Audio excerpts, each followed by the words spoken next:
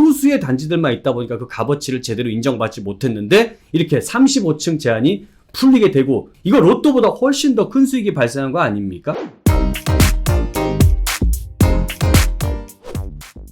안녕하세요. 대단한 부동산 꼰대들의 이상수 이꼰대입니다. 오늘은 제가 굉장히 중요한 소식을 가지고 왔습니다. 부동산 하나가 여러분들의 인생을 역전시킬 만큼 굉장히 큰 기회가 될 수 있는 것을 준비를 했거든요. 한마디로 17억 정도 하던 아파트가요 51억짜리 아파트로 바뀌었을 만큼 35억이라는 돈이 상승했을 만큼 굉장히 강력한 호재가 8년 만에 왔다라는 거죠. 그거를 우리 시청자분들과 함께 같이 알아볼 예정입니다. 지금부터 끝까지 보신다면 정말로 여러분들께 큰 기회가 되지 않을까 싶습니다. 서울의 35층 규제가 8년 만에 이제 폐지가 됐다는 얘기입니다. 이거는 앞으로 서울시에 있는 아파트들이 초고층 시대로 돌입을 했다라고 할 수 있어요. 그런데 이 초고층이다라고 한다는 거에만 우리가 그냥 의미를 축소시키시면 안 되고 여기에서 초고층이 됐을 때 가장 중요한 부분은 이 초고층이 갖는 조망권이라는 겁니다. 자, 예를 들어서 여러분들이 한강변에 이런 초고층 아파트가 있다라고 했을 때 이 아파트에서 20층에서 바라보는 조망권의 가치와 50층에서 바라보는 조망권의 가치가 같다라고 생각을 하십니까? 아니죠. 벌써 이 정도 층수가 차이 나고 이 정도 조망권의 가치가 15억 이상의 값어치가 차이가 날 겁니다. 지금 35층 규제라는 게 폐지가 되면서 초고층이 나오게 됐을 때 여러분들이 인생 역전시킬 수 있는 엄청난 기회가 되는 거예요. 아파트가 이제 뭐 초고층으로 재건축이 될 때 이런 탑상형 스타일의 아파트들이 만들어지게 될 겁니다. 이렇게 삐죽하게 이제 올라가게 돼요. 지금까지야 35층짜리 아파트들이만 지어졌다라고 하면 이제는 50층에 있는 아파트도 나오게 될 텐데 50층의 아파트가 재건축되고 여기가 한 층당 1호, 2호, 3호, 4호가 있다라고 할게요. 그러면 여기에서 1호가 한강이 보이고 2호도 한강이 보이고 4호가 한강이 보인단 말이죠. 근데 3호는 한강이 안 보이는 상태예요. 그러면 이 한 층에 한강이 보이는 호수는 1호하고 2호하고 4호가 보이겠죠. 그럼 이 세 개의 호수는 한강변이 잘 보이기 때문에 얘네들을 프리미엄이 하나당 10억이라고 볼게요. 그러면 이 한 층에 한강 보이는 것들이 세 개가 있으니까 이게 30억 원이 되는 거죠. 이 한 층의 프리미엄 가치는 30억 원인데 이게 35층까지만 있을 때가 아니라 이제는 50층을 지을 수 있게 되다 보니까 여기가 15층이 15개 층이 늘어나게 되는 거죠. 그럼 여기에 30억 원을 곱하게 되면은 총 450억 원의 가치가 높아지는 거죠. 자, 그런데 이런 아파트가 한 동만 있는 게 아니라 5개의 동이 있다라고 했을 때는 그러면 이 한 동에 450억 원의 수익이 곱하기 5라고 했을 때는 그러면 2250억 원이라는 이런 큰 수익이 발생을 하는 거죠. 물론 이 안에는 여러 가지 뭐 초과이익 환수제 이런 것들이 적용을 받는다면 이만큼의 높은 수익은 안 나오겠지만 초과이익 환수제라는 게 폐지가 되고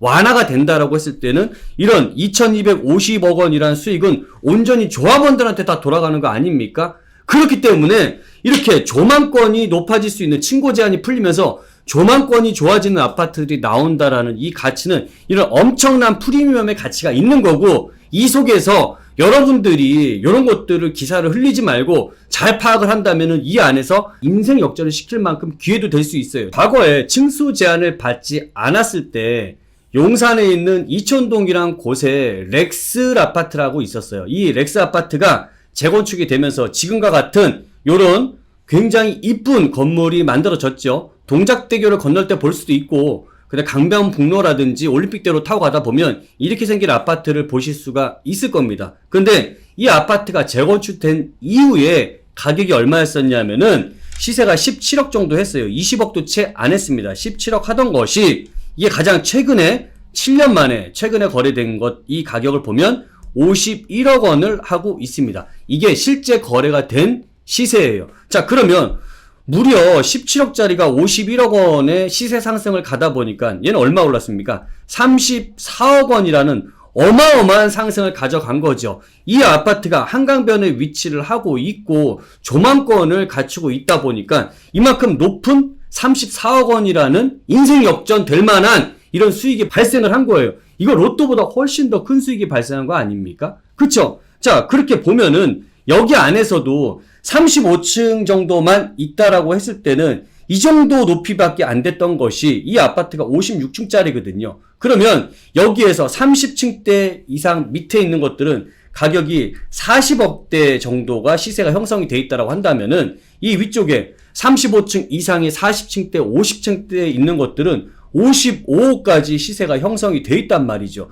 이게 아래층에서 본 한강과 위층에서 본 한강의 값어치가 15억 이상이 날 수 있는 이런 엄청난 아파트들이 앞으로는 한강변에서 만들어질 수 있다라는 겁니다. 그러면 여러분들은 실질적으로도 이런 것들이 실사례가 나오게 되고 앞으로 이런 것들이 굉장히 많이 발생할 수 있는데 이런 한강변에 있는 재건축 아파트를 그냥 흘려보내서 되겠습니까? 여러분들이 갖고 있다면 꼭 어떻게든 붙들고 있어야 되는 시기인 거고, 여러분들이 재건축 아파트라든지 이런 아파트 갈아타기를 들어간다라고 했을 때는 지금은 한강변의 아파트를 절대로 놓치면 안 되는 굉장히 중요한 타이밍이 왔다라는 거죠. 자, 좀 더 저렴한 금액으로 할 수 있는 지역들을 제가 좀 꼽아봤어요. 그러면 조금 약간 외면이 돼 있기도 하지만 가양동이라든지 염창동에 있는 한강변 라인이라든지 여기도 상당히 노후도가 많이 진행이 되다 보니까 여기 있는 재건축 대상이 될 수 있는 아파트들이 조만간에 계속 연속으로 나올 수 있는 곳이고요.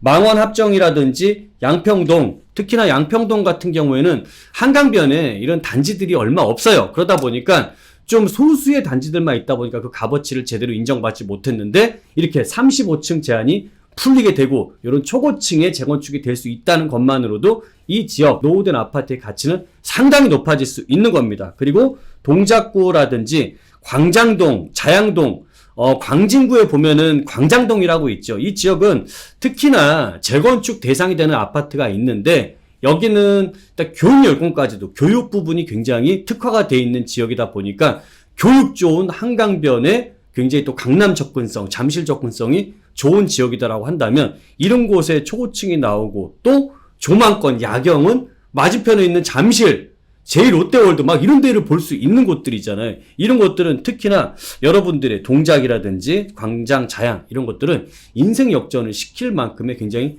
파급력이 큰 지역이 될 수 있다. 큰 기회가 될 수 있다라고 여러분들이 보시고 이런 기사 흘려보내지 마시고요. 꼭 끝까지 관심을 갖고 보셨으면 좋을 것 같습니다. 또 한 가지 굉장히 중요한 기사가 또 나온 게 있어요. 용산에서 강남 7.8km 철도 첫 발을 내디뎠다. 이게 뭐냐면 신분당선이 강남하고 용산을 이어주는 개발을 지금 발표를 한 거예요. 자, 그런데 여기에는 이 기사 안에는 정말 엄청난 내용들이 안에 담겨 있습니다. 우리는 그 의미에 대해서 반드시 알아야 되는 거예요. 그냥 지하철이 강남하고 용산하고 이어준다라는 거 이상의 가치가 있습니다. 그게 뭐냐면요. 자, 이 신분당선 이게 강남과 이제 개발이 된다라는 거는 크게 두 가지의 굉장히 큰 의미가 있거든요. 자, 여러분들이 이렇게 보시게 되면은 용산에서부터 쭉 이어져서 신사 지나서 강남 이렇게 다이렉트로 이제 연결되는 거예요. 그러니까 첫 번째는 용산하고 강남하고 다이렉트로 이어준다. 지금까지 용산의 교통은 굉장히 많이 있습니다. 뭐 4호선도 있고 경의중앙선, 뭐 KTX 1호선 굉장히 많이 있음에도 불구하고 강남을 다이렉트로 가는 게 지금까지는 없었어요. 그러다 보니까 강남하고 다이렉트로 연결이 된다라는 것은 앞으로 강남권에 있는 이런 수요층들이 용산으로 많이 넘어올 수 있는 굉장히 좋은 여건들이 만들어지게 되는 것이고 용산과 강남 접근성들이 굉장히 좋아진다라고 할 수 있겠죠. 그게 첫 번째 이유고요. 두 번째는 지금 이 용산에서부터 신사로 이어지는 요 라인 중에서 동빙구하고 용산역 이 사이에는 뭐가 있냐 하면 미군기지가 있습니다. 근데 이게 미군기지가 있다 보니까 이 지하로도 땅을 못 팠던 거예요.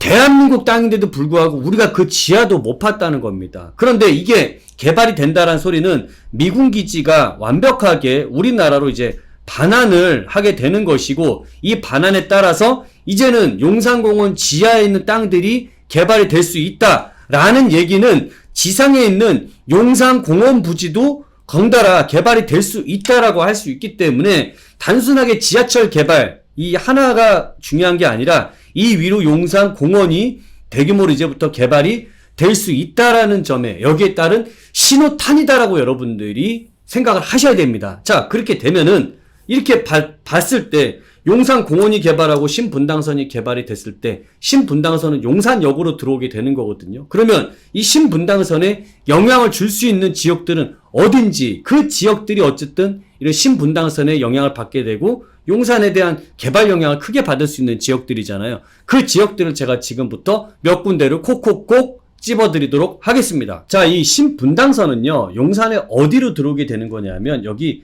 용산역으로 들어오게 되어 있습니다. 이 용산역은 신분당선 뿐만이 아니고 여기 GTX B 노선도 들어올 수 있게 되고 향후에 GTX 노선 D 노선도 여기를 들어올 수 있는 곳이다 보니까 굉장히 교통이 집중되는 곳이다라고 보시면 좋을 것 같아요. 그리고 이 바로 용산역이 있는 곳은 국제업무지구가 있는 곳이고 전자상가랑 연계가 개발을 해서 굉장히 대규모의 업무타운이 조성되는 지역입니다. 여기 왼쪽에 원효로 쪽 사가 쪽은 현대차 부지가 위치를 하고 있네요. 이 위쪽에 캠프킴 라인이 같이 그러니까 대규모의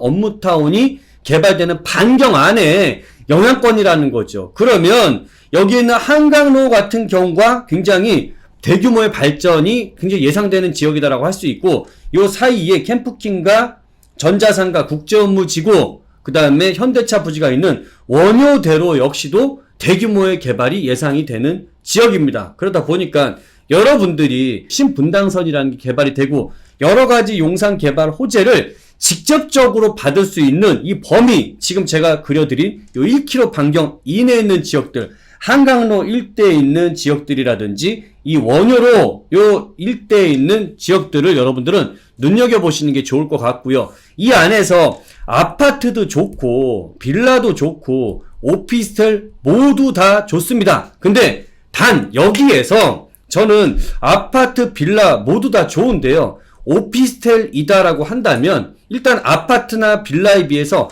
시작하는 시작점 자체가 다르다라는 점이죠. 일단 세금적인 측면에서 중과세를 받지 않아요. 이 오피스텔은 중과세를 받지 않고 8% 12% 적용 안 받고 얘는 4%만 적용을 받을 수 있다 보니까 세금적으로 좀 유리하다라고 할 수 있고 투자 금액 자체가 달라요. 아파트 내가 암만 언덕백에 있는 아파트를 사도 5, 6억 이상 갭 투자 금액이 있어야 되는 반면 빌라 같은 경우에는 최소 3억에서 4억이 있어야 되는 반면 오피스텔 같은 경우는 1억에서 1억 5천 정도 가지고서 가장 적은 금액으로 투자를 시작할 수 있기 때문에 상당히 유리할 수 있다라고 말씀드릴 수 있고요. 만약에 여러분들이 이 안에서 오피스텔 쪽을 내가 투자를 하겠다라고 한다면 여기서는 1.5룸이나 2룸을 공략하시는 게 가장 좋습니다. 왜냐하면 용산 안에서도 서울시 안에서도 마찬가지지만 오피스텔이 100개가 있다라고 한다면 95개가 원룸이고요. 나머지 5개가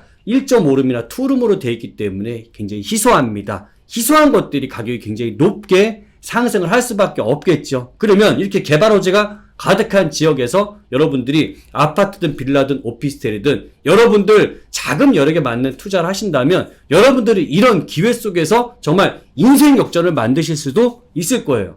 자, 그래서 오늘 제가 여러분들께 재건축 아파트 그 다음에 이런 용산권 개발에 있어서 어떤 투자가 유리한지까지도 좀 정리를 기사를 통해서 한번 해봤습니다. 오늘 시청자분들이 도움이 많이 되시면 구독, 좋아요, 알람 설정 꽝꽝꽝 눌러주셔야 되겠죠. 자, 제가 그 힘을 열심히 받아서 다음번 영상에서도 더 에너지 넘치게 영상 촬영해서 돌아오도록 하겠습니다. 지금까지 시청해주신 여러분 감사합니다. 저 물러가도록 하겠습니다.